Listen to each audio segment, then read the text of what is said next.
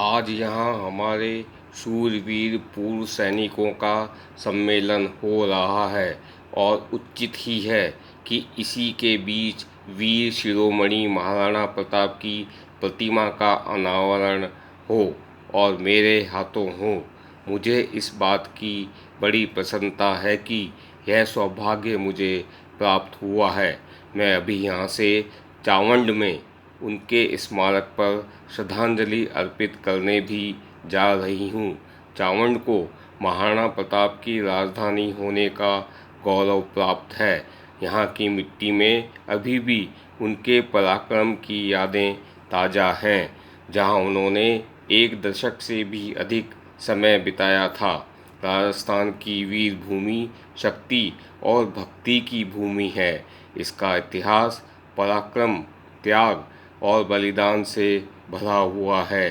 यहाँ की मिट्टी में रणबांकुरों के रजकण बिखरे हैं, जिन्होंने देश का शीश सम्मान से ऊंचा किया है। इसी धरती के महान सपूत महाराणा प्रताप ने मातृभूमि की रक्षा के लिए वह कर दिखाया, जिससे इतिहास के पन्नों में वे अजर अमर हो गए। उन्होंने अपना संपूर्ण जीवन मातृभूमि की सेवा में अर्पित किया था। अपूर्व त्याग, अदम्य साहस और अतुलनीय शौर्य का परिचय देने वाले महाराणा प्रताप एक युग पुरुष थे।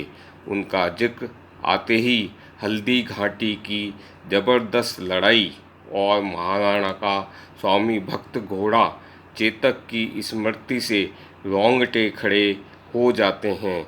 कैसा माहौल होगा, कितनी हिम्मत होगी, कितना दृढ़ निश्चय होगा, कितना देश प्रेम होगा, कैसा समर्पण होगा, किस मिट्टी के बने इरादे होंगे।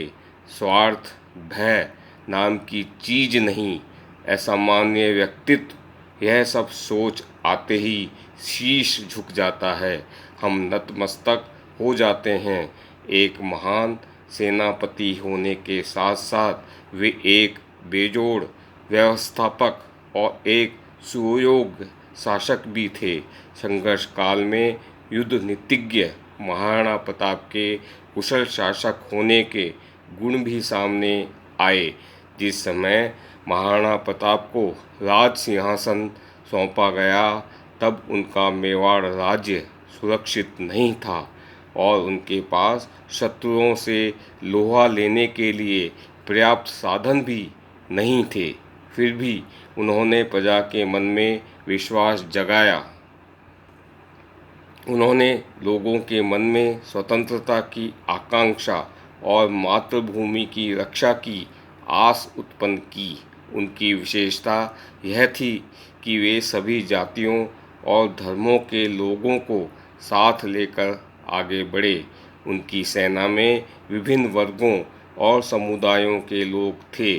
उनके अपने कुशल कार्यकाल में स्थापत्य कला और साहित्य ने बहुत प्रगति की और कृषि में सुधार के लिए अनुसंधान भी किए गए। महाराणा प्रताप न केवल अनन्य वीर थे, वरन वह महिलाओं का भी बहुत आदर करते थे। जब शेरपुर के युद्ध में उनके पुत्र अमर सिंह ने अकबर के सेनापति अब्दुल रहीम खान खाना के परिवार, जिसमें महिलाएं भी थीं, को बंदी बना लिया, तो उन्हें बहुत कष्ट हुआ और उन्होंने अमर सिंह को तुरंत यह संदेश भिजवाया कि वे खान खाना परिवार के सभी सदस्यों को मुक्त कर दे और उन्हें ससम्मान उनके खेमे में भिजवा दे। उनकी इस महानता से खान खाना के मन में महाराणा प्रताप के प्रति अपार श्रद्धा, प्रेम और आदर की भावना उत्पन्न हो गई और उन्होंने उनके सम्मान में एक कविता की भी रचना की। महाराणा प्रताप को अपनी मातृभूमि की रक्षा प्राणों से भी प्रिय थी। स्वतंत्रता तथा प्रजा की रक्षा उनके लिए सर्वोपरि थी। अपने राज्य की स्वतंत्रता के लिए उन्होंने प्रण लिया था कि वे राजमहलों को छोड़कर जंगलों में रहेंगे और आरामदेह शैया को त्याग कर धरती पर सोएंगे तथा साधारण भोजन करेंगे। इतिहास साक्षी है कि वे अपनी प्रतिज्ञा पर अंत तक अटल रहे। कुंभलगढ़ और मदारिया की पर्वत श्रृंखलाओं के मध्य में स्थित दिवेर वह युद्ध स्थली है जहां लगभग 415 वर्ष पूर्व दिवेर के युद्ध में महाराणा प्रताप एवं उनके पुत्र अमर सिंह ने अतुल्य वीरता का प्रदर्शन करते हुए विजय प्राप्त की थी। मेवाड़ का मथाला नाम से प्रसिद्ध इस पुण्य भूमि को मैं नमन करती हूँ। इस पवित्र स्थल पर आज महाराणा प्रताप की भव्य तथा शानदार प्रतिमा का अनावरण हुआ है। यह बहुत ही गौरव की बात है। मुझे विश्वास है कि यह प्रतिमा युवाओं को महाराणा प्रताप के शौर्य, स्वदेश प्रेम, कठोर परिश्रम, अविचल निश्चय, त्याग, समानता तथा नीतिमत्ता जैसे सद्गुणों की प्रेरणा देती रहेगी।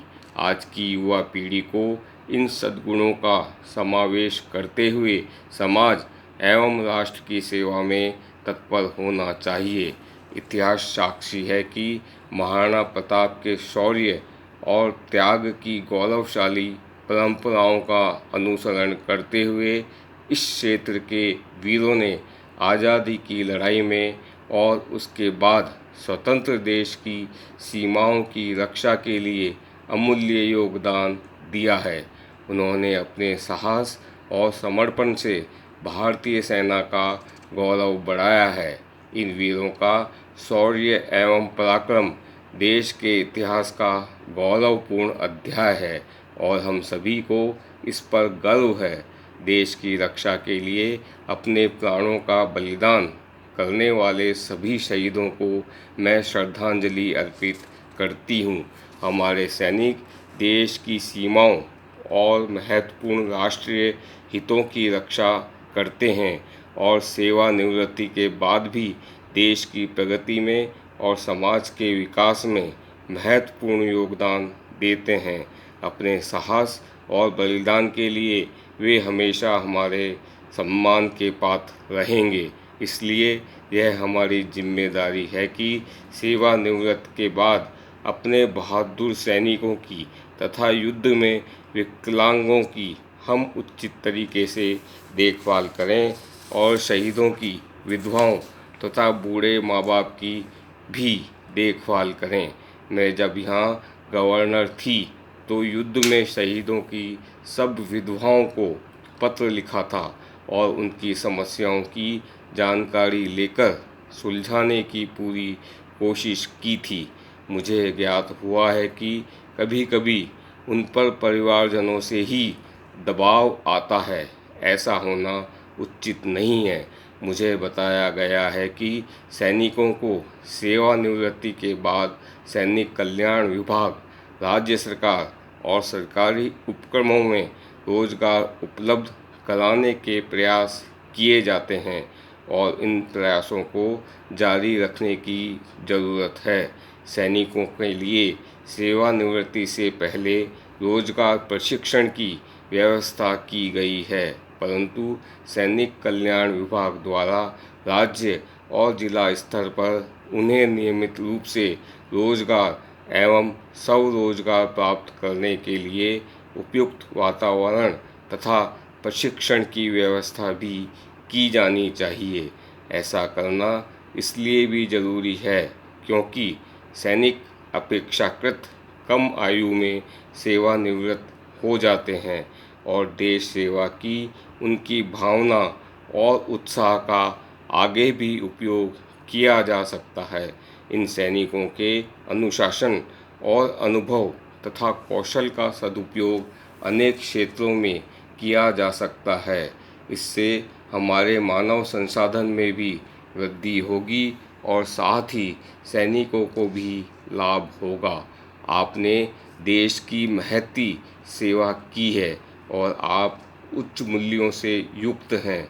हम आपका आदर करते हैं, परंतु हमारे समाज में नशाखोरी, कन्या भ्रूण हत्या, बाल विवाह, दहेज जैसी अनेक चुनौतियां मौजूद हैं। अपनी जागरूकता तथा देश के प्रति अपने समर्पण के कारण इन बुराइयों को समाज से दूर करने के लिए आप ग्रामीण क्षेत्रों में जन जागरण की भूमिका निभा सकते हैं। मुझे पूर्ण विश्वास है कि आप इन दायित्वों पर भी खरे उतरेंगे।